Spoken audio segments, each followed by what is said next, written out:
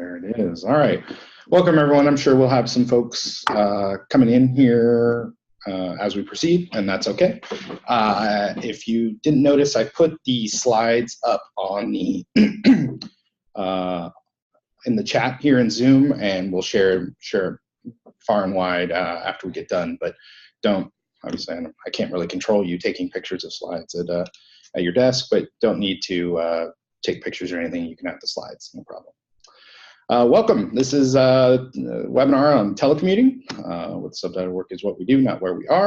I'm going to tell you straight up, these slides are not super exciting. I'm trying to convey a lot of information here. I'm not going to read a lot of slides to you. I'm hoping today to have some, definitely a conversation with you all. So I'm looking forward to unmuting and knowing that you're all there. My name is Tim Marconi. I'm the IT Operations Manager for the library and here at UC San Diego. That's my contact information. Why am I talking to you about telecommuting is ultimately, I don't think it gets talked about enough.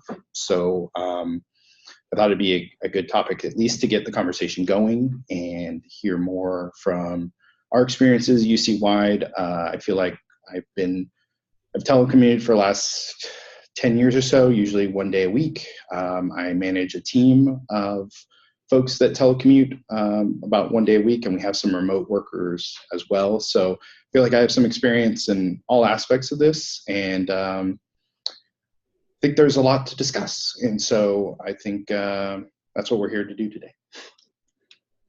All right, so who's this for? I got this question even before this topic came up, and I've given this a few times, and each time some of the audience has changed. So sometimes it was for employees, but anytime I gave it to just employees or staff, they talked about their managers, and their managers weren't very accepting of this. So why don't you give it to my managers? So then I gave it to the managers, and the managers always had some sort of story about that one thing that didn't work out well. And so I wanted to make sure I had both employees and managers in the same room. So honestly, it's applicable to both. It's folks that want to know more about telecommuting, and for managers that need some strategies on how to manage a remote team and build relationships. For employees, there's also going to be some talk, actually employees and managers, there's going to be some talk about policies and how they're implemented, at least at UC San Diego and hopefully relatively close to UC-wide. And then the big audience here for folks that are not both interested in remote computing at all is IT professionals, because at the end of the day, we're going to need to be supporting telecommuting and remote work, because this is going to be crucial to the university, whether we like it or not. They're certainly not going to be moving students and faculty off the campuses because of real estate concerns. They're going to the staff are most likely to be moved off and be impacted by this. So helping with the technology to make this better, as well as using it ourselves, is going to be beneficial to the university at large. All right, let's start with some definitions. This gets conflated a lot, so I want to make it very clear. In this presentation, I'm talking about telecommute and remote work. Telecommute is part of their work schedule. Remote work is all or majority of their work. We absolutely have some full-time remote workers in the universities, in the UC system. I have most experience with telecommuting, and also it's frankly the easier conversation to have, because if folks are against telecommuting at all, it's to try and go down at least the telecommute path before we get to remote work, because remote work can be a little intimidating to folks that are having difficulty with just telecommuting. Let's do a quick brief history. Telecommuting is weird. Let's research it. Around 1980, folks started doing there. You see a bunch of case studies start to happen, a little bit of research into what telecommuting is, and that's specifically because the technology started making it possible. The Clean Air Act in the 90s, I'm going to minimize this, sorry, I can't really see my slides very well. Clean Air Act in the 90s really helped eliminate some of the folks from going, so telecommuting became more of a thing. AT&T started an initiative to try and do that. Feds, same thing. So telecommuting, around that time, they started saying telecommuting seems to make people more productive, happy, and that's in the 2000s, you see a lot more research in the work-life balance. Well, this could really be helpful. And 2010, pretty much universally, it was accepted that telecommuting seems to be a future. I think that's going to be great. It's going to be awesome, blah, blah, blah. Around 2012, 2013, that's when the whole Yahoo, Melissa Meyer, IBM, Best Buy, everyone just started abandoning remote work in perpetuity. There are way more articles about that, way more research into that split than there is anything else before that, because it's like, this seemed so successful. Why would you do this? And I think it was necessary to have the conversation. A lot of those folks, Yahoo was struggling at the time. They still are, wanted to get some more folks back in the office because they thought that would be better. IBM actually went on record and basically said, telecommuting is great. It's great for work-life balance. It's great for our bottom line. It's cheaper. We have folks that are more efficient, but they were concerned that folks just weren't as creative. Best Buy kind of said something along the same lines, but again, they were also struggling. So it was almost like this, they needed to make a change, and that was a change to make at the time. One thing I do need to emphasize is that this was really targeted at remote workers, the folks that are working for the company, but in a completely different location, folks that were going to telecommute. They still had agreements to allow folks that needed to work from home, maybe a couple days a week or something, but it was the remote workers. They wanted to bring them back into a central office. So then it was like, okay, maybe remote work is bad. Maybe this whole telecommuting thing, maybe we screwed this all up. But after a while, I mean, the researchers keep coming back in that they do seems to be, flexible work arrangements seem to be better for the employees, better for the workplace. And so it is balanced. It's going to work for some folks. It's not going to work for some others, but it is, the research is tending to lean more back to telecommuting telecommuting and remote work are good things. So some benefits. Obviously, the minimize or completely eliminate commute time is a big one, especially if you live in a pretty congested area. Depending on your commute, you may get 2 hours of your day back from sitting in either public transit or a vehicle or whatever you have. San Diego specifically, we don't really have a lot of good public transit options. We have buses, which are fine, but they make a lot of stops. But we don't really have BART or any of the others. But BART itself has its own problems. So that eliminating commute time, be able to wake up essentially and start working is great. There's a gazillion studies that says it increases employee satisfaction and retention. There's the environmental benefits. Telecommuting can provide distraction-free opportunity for, I don't know if you ever tried to write documentation and you have people coming in your office constantly. There isn't enough, I don't have doors. There aren't a lot of doors, at least here at UCSD. So people just constantly come by, and it's hard to put the blinders on and focus. Sometimes telecommuting can really help with that. And then, of course, things like new parents or employees, medical leave, things where they would either be on leave or they could actually be productive. They just have to be in a remote or telecommuting area for whatever reason. It seems to be, and that is very helpful. You can still hear from that employee. This is actually from our HR folks, and this is from a university's perspective. Flexibility is important because of these. I'm not going to read everything. I'm not going to read all these slides, but ultimately there's, it's a recruitment strategy, retention tool, and productivity. And then from an employee perspective, folks feel more empowered. There's increase in morale, all the other kind of stuff that I mentioned previously. Again, I'm giving you these slides so you can retain these bullet points for your own departments or your meetings. Of course, it can't always be good. So there are drawbacks for telecommuting. I think the thing I hear the most is really that lack of water cooler conversations. The folks that they don't feel like, they get into a Zoom call and it's great. They hear, and then all of a sudden they're like, everyone on the other end is saying, that thing we talked about in the hallway. And it's like, wow, I wasn't in the hallway. What happened? What are we talking about? And then depending on how that meeting is going, maybe they'll get some history, maybe they won't. And it's that feeling that they're getting left out, that they didn't get to participate in that conversation. It's really hard to capture with remote tools on how these spontaneous, conversations. Celebrations are another thing. Those are tough to do. And sometimes it's just frankly loneliness. You got a big extrovert. It's tough to have them remote. Sometimes that's difficult.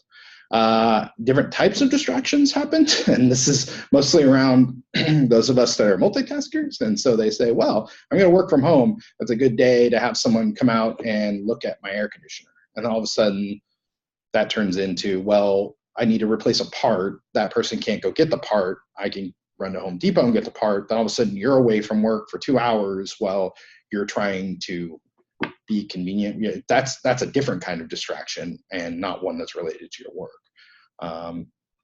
And then, of course, the all too familiar managing supervisor expectations. You have the supervisor that's like, hey, what happened to you? Where'd you go? You were missing for 5 minutes and I really needed you.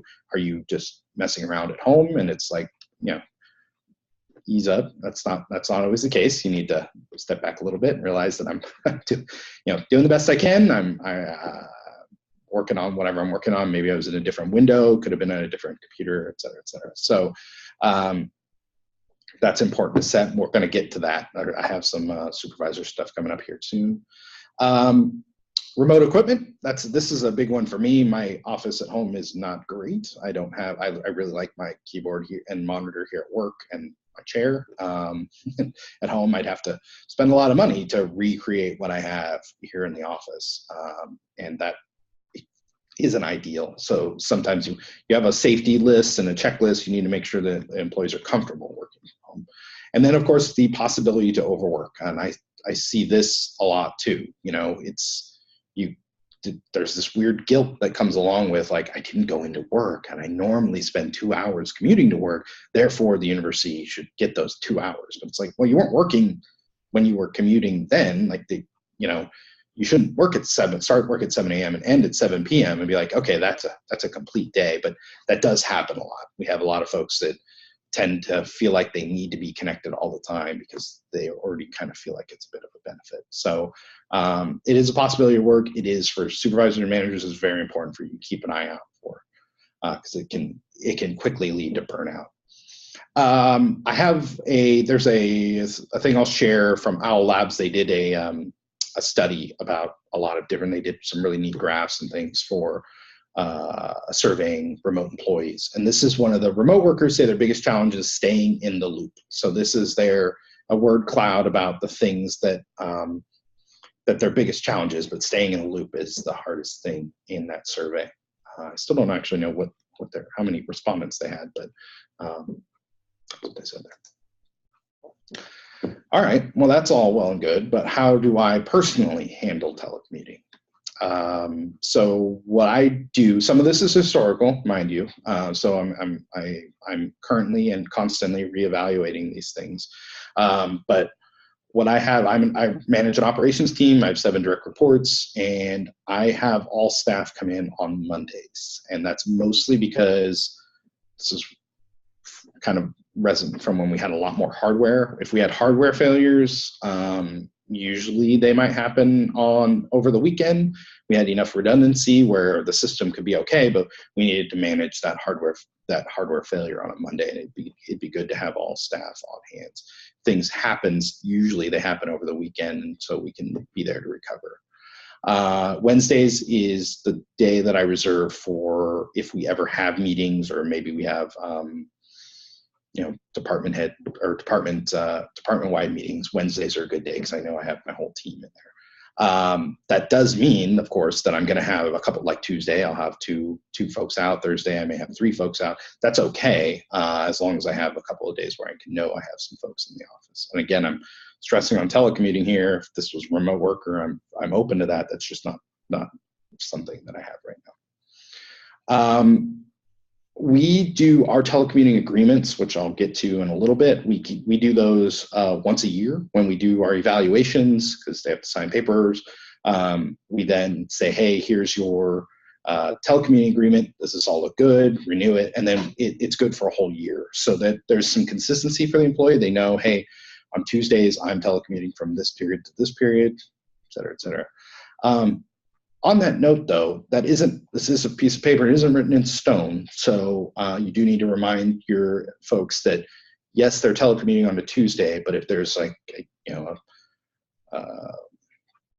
a campus-wide meeting that they're supposed to attend to, you can't just go, well, I telecommute on Tuesday, so I can't go to that meeting. It's okay to be a little flexible if they need to move to another day, they need to go on Thursdays or Fridays or whatever.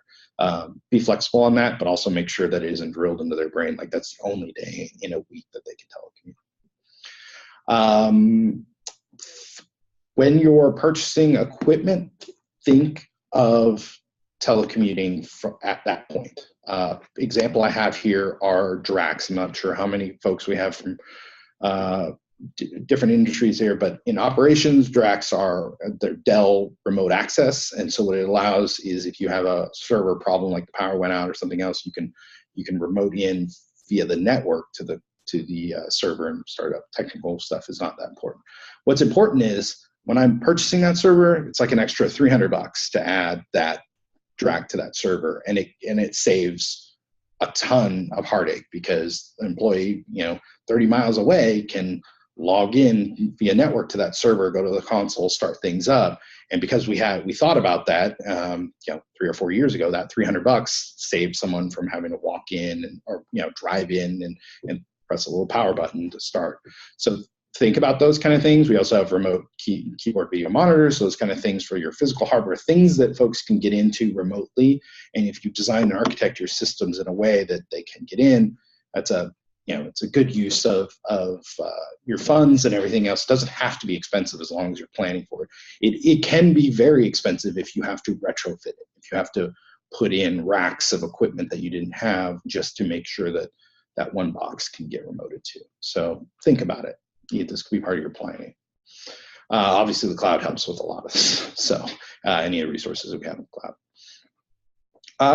Say today you're going, you know what, I'm inspired. I want to do telecommuting. Go ahead and start small. You don't have to send all your whole team, or you don't have to have everyone go and do a trial. See how it works. 1 or 2 staff, kind of figure out how it works. See the goods and the bads, and make sure they're okay with it too. So I recommend starting small if you want to just try out, put your toe in the water.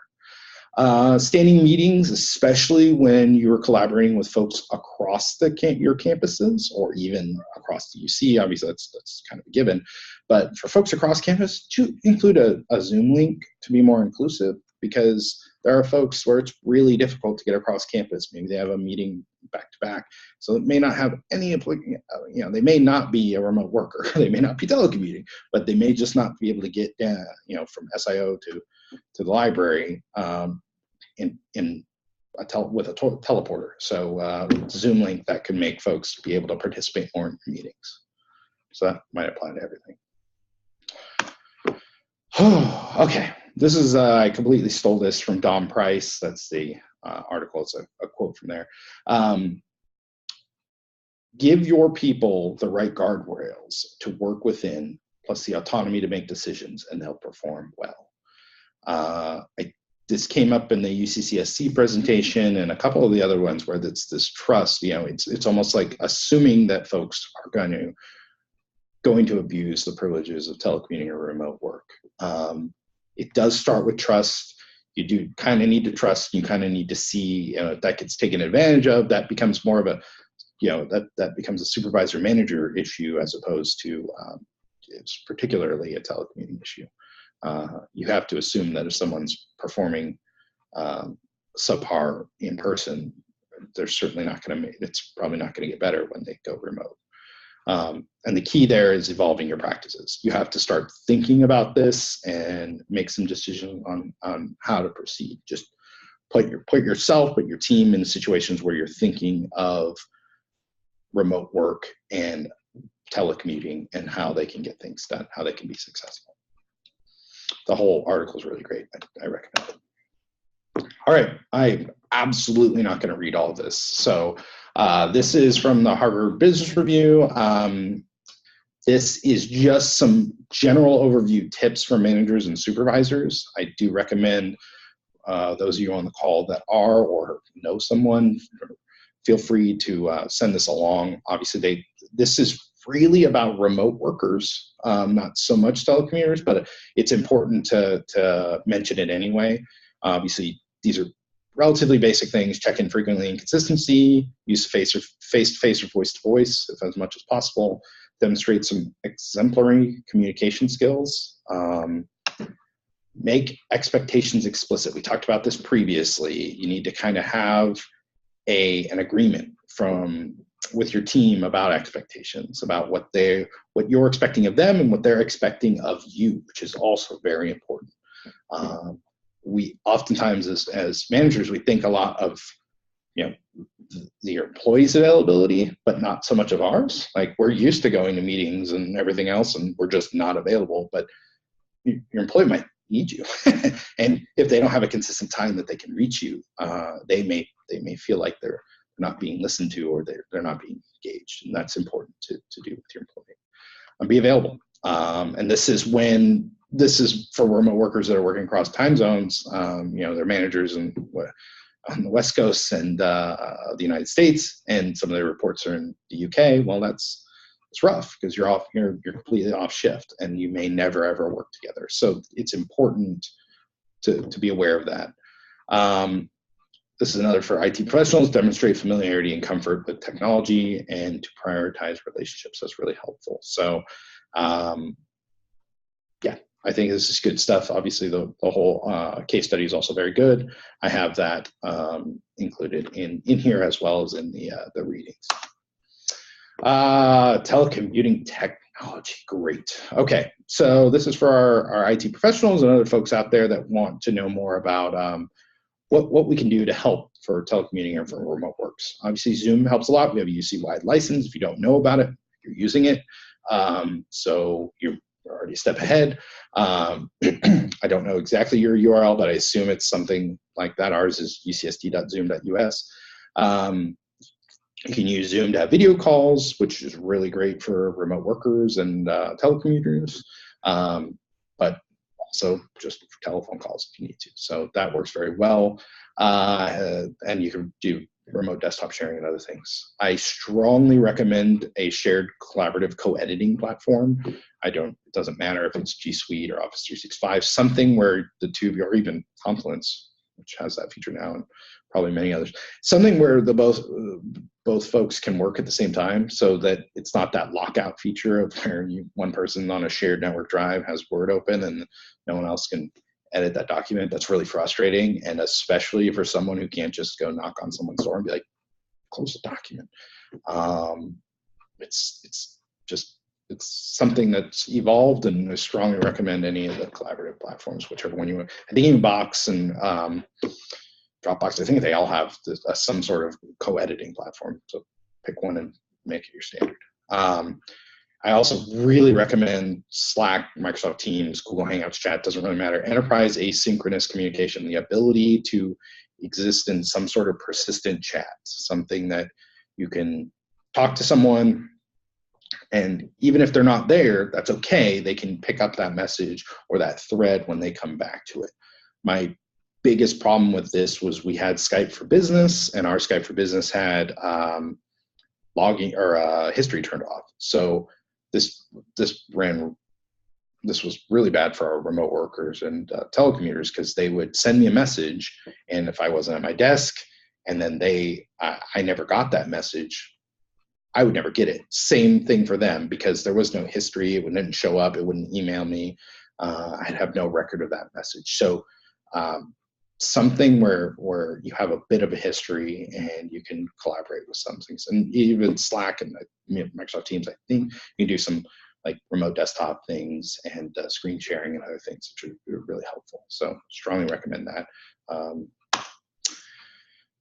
Something that when I first gave this presentation I didn't even think about was a laptop. There are a lot of departments that don't give out laptops. They have desktops, and that makes it difficult because you're kind of depending on your employee to have the right resources at home.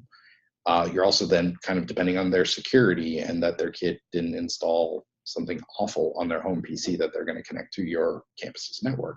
not great. It's remarkable how inexpensive laptops have gotten. Again, you don't have to have a replacement for their machine. Your desktop still may be super powerful, and that's great. But for things like accessing your shared collaborative co-editing platform that you have, a Chromebook, an Ultrabook, really relatively inexpensive machines would great. They'll work well for that. You just need to be able to connect to Wi-Fi. A lot of our resources are web-based, and a lot of good options out there in the marketplace for it. If that isn't something you can give them, how about loan it? We're hopefully in the library here, we have loanable devices. Folks, you can give a staff member, they don't have a webcam or whatever at home, that's fine. Give them one of these Ultrabooks, give them a Chromebook or something, and all of a sudden they can log in, they have a camera, they have a mic in there, and they're able to be effective remotely. Another thing that if they do have a laptop, but maybe they would feel better with most laptops are camera nowadays, but maybe they want a webcam or a headset. These are not huge expenses and things that should at least be addressed in things. You want to make sure folks are compatible. We can't tell people, use Zoom, and it's very important to engage, and then don't give them any resources. I mean, you got to work with people on that. And then, of course, the very important things like VPN and data storage security. That's also very important, but I'm going to leave that to your security office and everything else to meet your minimum campus standards and everything else. So teach them how to use VPN. Okay. So UC San Diego telecommunication agreements. I do not have a UC telecommunication agreement to show you. I do know that I have worked with our own awesome UC HR staff that are working on flexible work arrangements, and there is an agreement that's coming close. They're still waiting on a couple of sign-offs, and it has some new language that I think will be very helpful, especially for hiring remote workers. But for now, we're going by what we have. So I can't be sure this is the same on your campus, but I'm going to go with what I have in front of me from a UC San Diego perspective, and honestly, work with your flexible work arrangement folks on campus, your HR. They'll be helpful to tell you more about this. Pretty basics are need to be through their probationary period. For telecommuting, they need to be in the daily commute business. I got a question about that at UCCSC. Why is that the case? In the policy, it's written so that they can drive back in case they're called back in. So for whatever reason, they're critical to that their physical body needs to be present, then they need to be within a normal commute. That also covers folks that go to Hawaii and say, hey, I'm telecommuting, and are not actually even, it's not possible. So again, these are policies. So blah,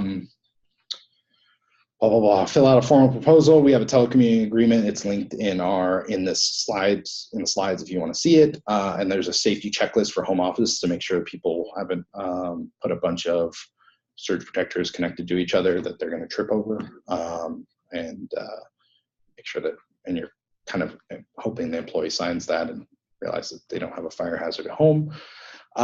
Supervisors, you need to do this. This is one thing that I didn't really know until I met with our HR folks, that supervisor can approve an ad hoc telecommuting agreement. So maybe you have folks, I have two that don't telecommute, but on days when campus is insane and I don't want people driving in because I think it's going to be counterproductive, I approve an ad hoc telecommuting agreement. I say, this Friday, I need you to stay at home, work from home. I know you don't have a formal agreement in place, but I can approve an ad hoc agreement for that day. And yeah, you don't care about UCSD mail codes. Again, this is more from our HR. These are key considerations for the position. So when you're thinking about the position, you want to think about the job functions and the work environment. Can they be done outside of business hours? Can they be done from another location? If it's, a doctor can't exactly do, they can't really do, I'm not going to get into robots and everything else. Doctor can't really do surgery remotely. That's not a thing. So job functions, things that need to be there, they need to be there, unfortunately. Are they measurable? Is there a face-to-face thing that needs to happen? If they're Is there some security and privacy requirements? I know we have health systems and everything else. You may not want folks to be able to print, personally identifiable information or health records at home. Like, that's not a good situation. So, got to think about those for the job functions. And then the work environment. Do you have a 10-person team and literally one person on your team can telecommute because of the job functions and the work environment? That's not really cool. But start thinking about if there's a way you could make it more inclusive and more, I'm not going to say fair, but yeah, able to be more flexible. So think about those kind of things. Key considerations for the person. Obviously, again, I mentioned it previously, if you have someone that's underperforming now, I wouldn't put them in the telecommuting situation and think that that's going to get magically better. That's just a reality. Here we have policy that says they need to be solid or above.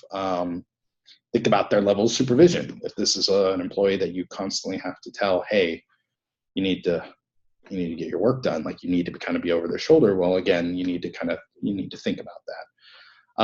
Attributes, time management skills, everything else. Performance goals and expectations. This is very important because obviously you're going to still need to, they abide by the same performance goals and expectations that would if they were an on-site employee. So these are important. And again, you can have the slides. Do you want to read more about this? This is just a little bit of some of the reading that's available out there. The case studies, any of the ones, I don't know if you can see my mouse pointing from that. Some of the case studies that are on here, some of them are Harvard Business Reviews, and they're older. You see 1998 and 2000 and other places. You probably need to go to your academic library. They'll have an HBR subscription. You should be able to pull those up. I didn't have links for them. Harvard Business Review has if you're not on your campus network, they'll probably throw a little fit about, you only have 2 articles or whatever left. So pay attention to that. The Owl Labs thing that has the state of remote work, that is here. Berkeley has a really cool page on telecommuting, some of the studies that are done. The year without pants is not quite as exciting as you think it is. It's a story from WordPress. Telecommuting, I don't know, the nomenclature with telecommuters is that they get to work without pants. Whatever, not really a thing, I assume, but it's about WordPress's story. And again, that's really focused on remote workers. WordPress is extremely remote. They don't really have, as far as I know, I don't think they still have an office somewhere. So folks are distributed geographically. They're all over the world. So it's a good read, although I'm not going to say it's directly applicable to what we have. It's a little bit, more remote worker.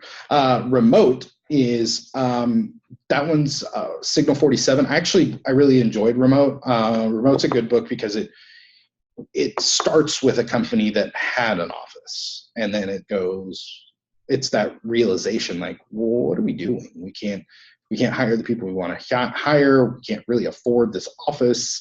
Like, is this the best use of our resources? And then it kind of talks about how they bring remote workers in to do retreats and other things. And so I think Remote has a bit more of a hybrid feel to it. It talks a little bit more about offices and remote workers and telecommuting and everything else. So that's about Signal 47. I think they made Basecamp or Fire, some other software. Interesting stuff. So obviously you're super interested. Obviously, click any of these links. There's lots of good data there for you. The Owl Labs thing has a bunch of visualizations that I'm not going to walk through right now. And that is it. I didn't want to spend too much time. I've actually tried to remove a couple of slides so we have more time to talk. I'm on UC Tech often. We have a remote work channel there that says 61 people as of this morning.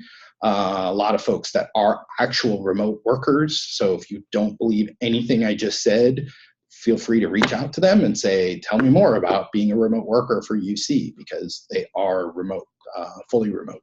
And a lot of folks in there are telecommuters and support telecommuters and have questions. So it's a good resource to ask questions of, obviously not just me, but plenty of other UC folks that are involved. It was. Ooh, all right. So that you could see what it was. Oh, I think we unmuted everyone. So I think if you have any questions, feel free to ask them. How about that? Is that right, Alexa? Do we have any? Are we waiting on anything? Alexa might be muted.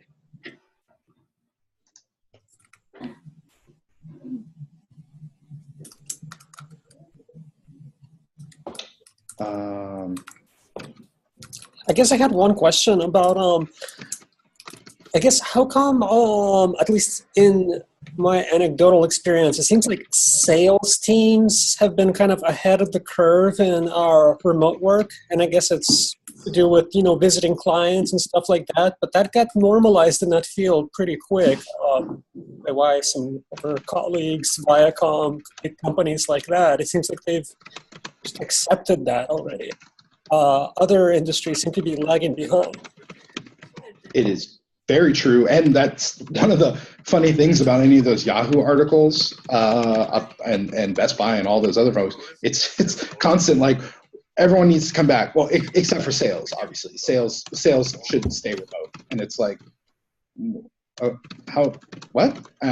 You're right. The adoption is way higher in sales. That's almost on universal. The sales folks are remote. I mean, that's just what they do, because it is probably really expensive to have them fly back to a home base, if only to fly back to wherever they are. If they're in a region or whatever, you don't want them.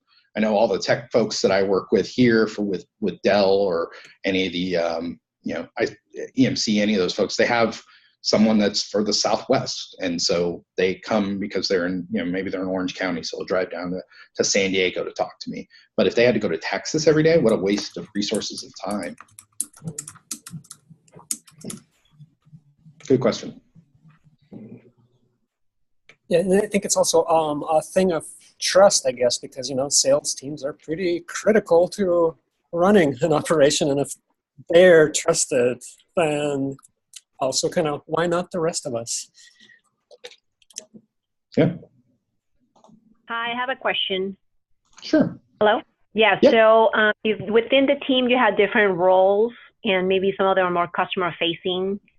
Those probably, you can't really do telecommuting, but is there like an HR issue with not being able to offer that to everybody within your own team? Oh. Depending on the role. Have you run into that where, you have to basically say this will only be available for this group, but then it sounds like it's not inclusive? Or does it have to be all or nothing?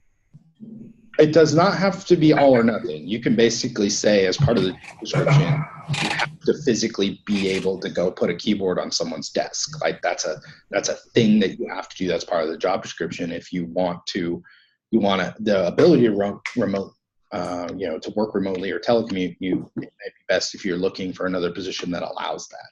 That is okay for you to say. I will say that with a lot of the new tools today that allow you to do like remote desktop support or desktop sharing, that we've tried to encourage some of our desktop support staff to try and do remote resources and remote support, if only to also help the users, because they can get they can get help immediately. They can say, hey, I'm having this issue where Word doesn't open up. They can immediately get help. So to answer your question, you can absolutely say no, and that's because it's in the job description. Doesn't have to be fair. Do remember, I didn't mention anything about unions. If you do have union represented staff, it is important to make sure you check with your with the offices, your labor relations offices, to make sure that that's okay in the contract. It is okay in a lot of contracts. I'm not sure it's okay in all of them. Okay, thank you. Uh-huh. I'd like to make a comment in this area. Okay. I'm the operations manager for the desktop team at UC Santa Cruz, and we implemented telecommuting about 4 years ago. And so everybody can have a day a week working remotely. And, these are field techs. They're mostly in the field, but we have, remote desktop tools that allow them to provide significant amount of support when they're working remotely. And they also work cooperatively. If somebody does need to make a site visit, they can ask one of their colleagues to do it. And everyone also knows that they are required to come to campus if need be. It's been a real morale boost for the team. They love the ability to do that. It gives them the opportunity to spend some time doing professional development in a quiet environment. It's really been a huge boon for our team. That's fantastic, Vicki. And I mean, I agree with everything you said there, because there are times, I did desktop support. There are times where I needed to document. I just needed to write down what I did so that I could have that. And I never seemed to have the time. There's always some sort of disruption that was happening. To have someone that would have been like, hey, take your time, go, take that training course for half the day and then finish your documentation for the other half of the day.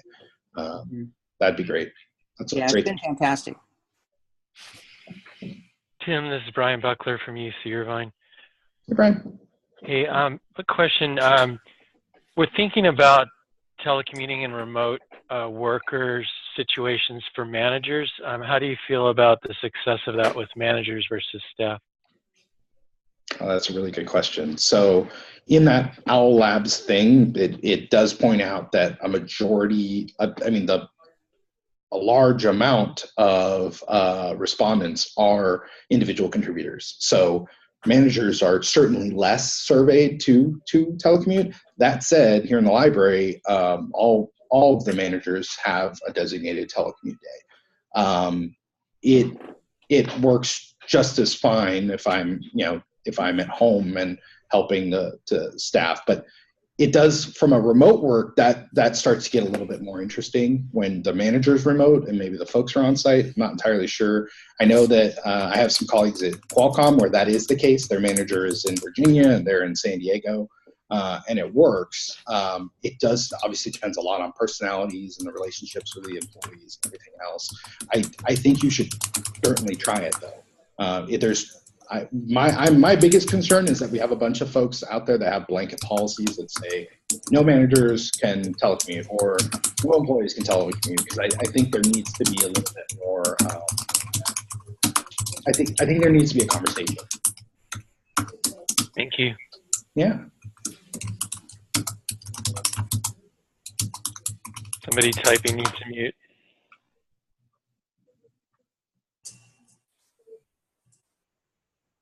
Yeah. Oh, absolutely, Peter. That is, from a staff perspective, it does not seem fair when managers telecommute, but they don't allow their staff. I couldn't agree more. I think that's really not cool.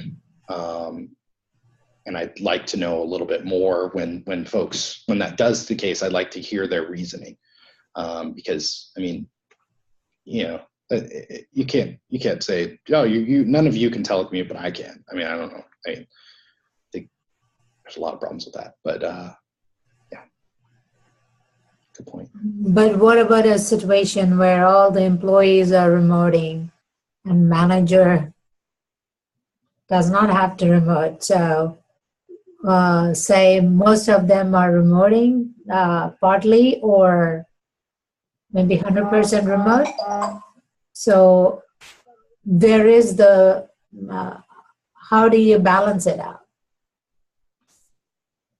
Sorry, maybe I don't understand your question. Are you saying that you have basically a fully remote team, but a manager that is on site?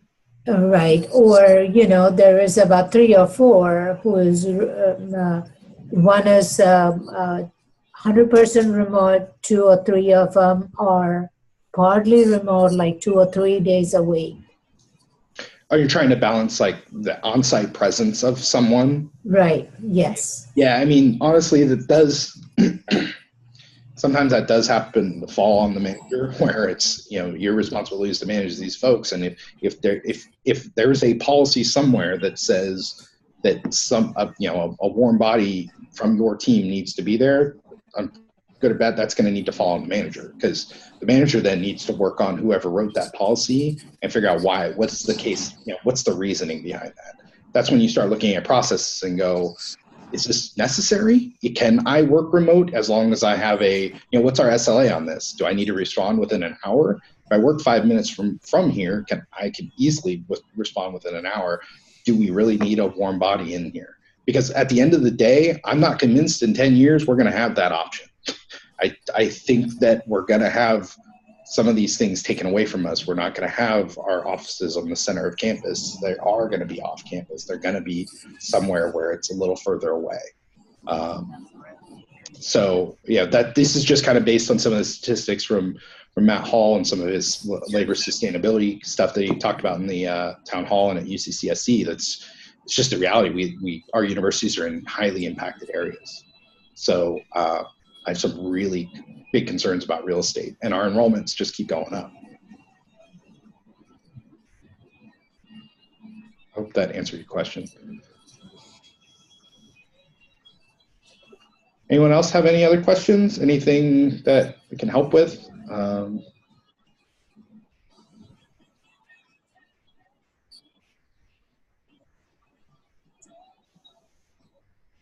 Yeah, definitely. I think Peter, we're all still having a lot of space issues at UCSD. Yeah, space and parking. Yeah, that's actually where a lot of this is driving from is our flexible work arrangement office, is because at UC San Diego, we're having the trolley come into campus. They're eliminating most parking lots right now. Some are getting parking garages, which were parking lots, which is great, but that won't help us for another 3 to 5 years, depending on the plan. That means we don't have, people can't even get to park on campus. Maybe they have a shift that starts at 11 a.m. You're not going to find parking. We absolutely do not have enough spaces. So we have miserable people that are just constantly circling, hoping someone leaves to get in there. They're late for work. They're disheveled. They're only worried about parking every day. It's not a good situation. Tim, how did you go about kind of changing the culture and the attitudes about the remote work and telecommunications or telecommuting, and to socialize it and get a feedback loop going where if people are feeling that's not fair or that's not productive, or they have these maybe negative attitudes, but they're not really sharing them, and it creates some issues in the organization? Like, how did you keep an open dialogue? It's an excellent question, and I'm going to say right off the bat, I got very lucky. A lot of our organization has been pretty open to it. I have a very supportive IT director that's been, and supervisor has been very helpful in this. Our HR department for the library kind of leaves us alone in that regard. They obviously support us with regards to the agreements and everything else. They themselves don't really participate. Our HR, we do have some folks that just absolutely do not do telecommuting. There has been, Fridays are a big issue. You get a lot of folks that want to telecommute on Fridays, and so there's been some concern, well, we don't have any IT support on Fridays. A lot of that, as you kind of mentioned, a lot of it happens in back channels, that no one really outright says, hey, we have a problem with, IT not being available on Fridays, or whoever it is. And a lot of times that's just a perception issue. They're just, they walk down once, they're looking for one person, they're not there. They don't know that telecommuting is happening, or for whatever reason. So we've tried a couple of things. We tried some boards that say, hey, this is where folks are, they're telecommuting, or they're on vacation, or they're out sick. We don't really maintain that anymore, if only because then it became this privacy thing where all departments didn't really want to mention if they were out sick or they're on vacation, et cetera, et cetera. I do like the idea, though, of putting up some sort of status, especially for telecommuters. I haven't exactly figured that out yet, but that is something I'm exploring. I'm also thinking about, we have a couple of remote workers. I would love we have a television, like a status screen in our department. I'd love to put one up and have the remote workers almost be able to kind of come on in and let folks stop on by for a quick conversation, have a Zoom. But I haven't really gotten that. The remote workers aren't exactly thrilled about being that face on a camera yet. So trying to slowly introduce it and hope that it works. I'm sure I didn't answer everything, and that's mostly because I haven't gotten a ton of resistance personally. I've tried to help other folks that have gotten resistance from theirs, and it always tends to be around a conversation. A lot of times it's just confusion. I've had to do as a manager, I've had to do some disciplinary measures from folks that, you know, have made some decisions I didn't agree with. Like, yeah, they were having some technical issues at home with like internet outage, and I know you're an IT person. You want to dig into why you're having a internet outage, but I actually need you to be working. So I need you to go more remote, go to Starbucks or go somewhere where it does have internet, or come onto campus. Don't spend 3 hours trying to troubleshoot your internet connection problem. And so that's been kind of the kind of things I've had to work with. I'm sorry, I know I'm not completely answering your question, but those are the strategies I'm doing. Thank you.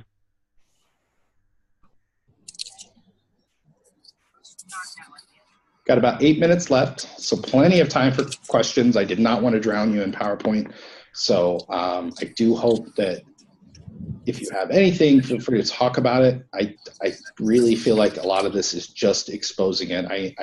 Until I got on UC Tech, I didn't even know we had other remote workers in the UC system. I felt like it was this hush-hush bubble thing that we happened to get grandfathered into or something, but it exists. So I know at Irvine, at the last presentation, I heard someone say, you know, we're not allowed to telecommute, and someone raised their hand like, yeah, we are. I telecommute all the time. So I know we're not communicating enough, even on our own campuses, about telecommunication. The recording will be posted. Yes, it will be. I think it goes on YouTube.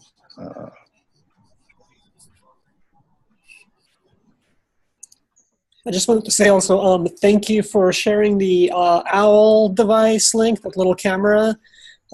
It's a slick website, and that sort of thing is a pretty good introduction to leadership sometimes, you know, rather than something that, you know, employees are asking for. It's more like, you know, a presentation on innovation, and leads to something that may be good for everybody. Yeah, I agree. I think there may be other similar products to that could kind of, yeah, also encourage some interest. So I guess we'll just continue sharing them in the remote work channel. Yeah. We actually have one of those OWL cameras on order. Looking forward to trying it out to see what we're talking about it's basically has a 360 at the top, and then it has a mic and a speaker inside, and it's helpful for hybrid meetings. So you have some folks that are remote and some folks that are in a conference room, which is really difficult for Zoom because the folks that are remote don't get the presence of the entire room. These OWL devices look like, and I haven't seen a product in person yet, so I'm not sure, that it looks a little bit more engaging. It kind of, it moves around to whoever's talking. It makes it a little bit more engaging, to keep using that word, but I'll let you know. We'll post updates in the remote work channel. One of the sillier such devices was basically an iPad on a Roomba. It was interesting to kind of drive it around a bit remotely. So, you know, yeah. It has the controls and it's at the other location, but it's interesting, but it's a bit of a novelty and a bit of a gimmick. I think from time to time it can be useful from like an accessibility perspective, but yeah, if you just have a bunch of iPods on Roombas riding around the office, it'll get kind of weird quick. Absolutely. Robin, is this what you're asking for? I think, can you show the camera on the shared screen? I'm not sure what that means. Okay, good. This is what the OWL thing is. And to answer what was mentioned previously, this is that state of remote work. So it kind of shows you some, we were asking about managers, here it is. Full-time remote workers are 2 times more likely to be individual contributors in management. Again, I don't know where all this data is coming from. I haven't had a chance to dig too deep in it, but it is kind of a slick-looking website that can kind of help what the state of remote work is.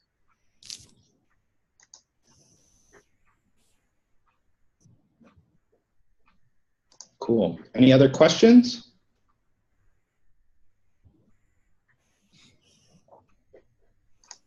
Again, I'm not, you know, some sort of telecommuting expert. I am just want to keep talking about this and hope that more campuses keep talking about it. There is a concern in the chat, the same kind of idea that I've had, we've all had. It's that, telecommuting get taken away if people talk about it. And I'm not convinced, at least from what I've heard from our flexible work arrangement folks, they are pushing it. They want to move more to that way. So I hope, at least I hope that that's the way it's coming. So, do you have an article about how the users like remote work in respect to IT services?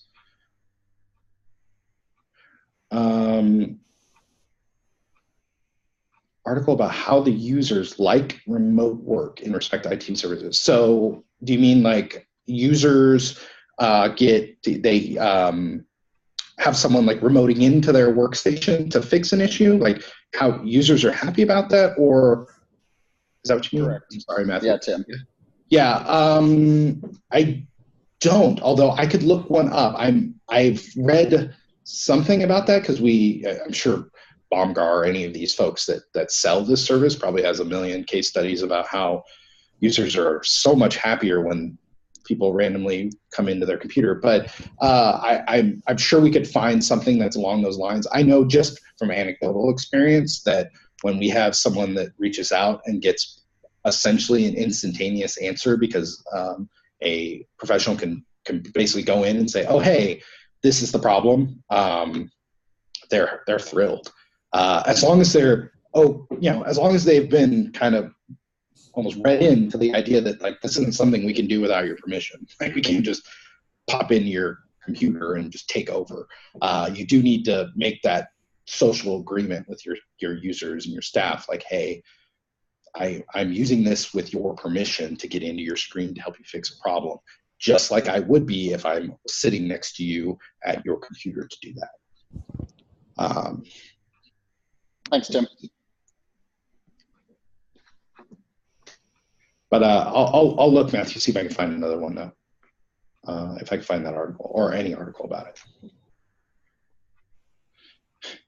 All right, we have about 2 minutes. Probably time for either one or maybe two more questions. Any question? Wants to end with something awesome.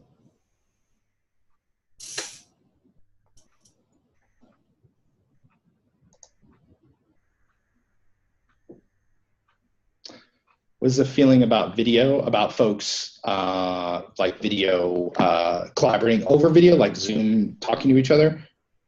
I'm assuming, Robert? Requiring video. So that's a very good question. We've been kind of toying with this, does well with that.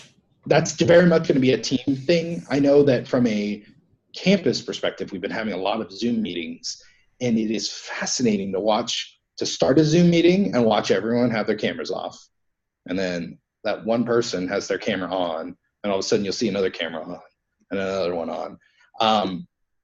I think it helps. I do think it's more collaborative because you're watching, you're kind of somewhat making eye contact with people, but you kind of know. I mean, if someone's over here going like this, I'm assuming people can see me on the camera, I don't even know. And they're looking over here, well, they're not really paying attention, just like in a room, they're turned around, they have their body language is showing. I think it's helpful. Requiring video though, I don't know if I would go quite that far. It all depends on the personality and the purpose of the team in the meeting. I mean, requiring video may make people not want to attend or interact, and that's the exact opposite of what you want. I think it's a tool, it's something that can be used, but I wouldn't go so far as requiring it unless, no, I wouldn't go so far as requiring it. And I completely agree with you, April. When I'm on video, I absolutely tend to be more engaged and less likely to multitask because you never want to be that person. It's like, oh, and then wasn't looking at it.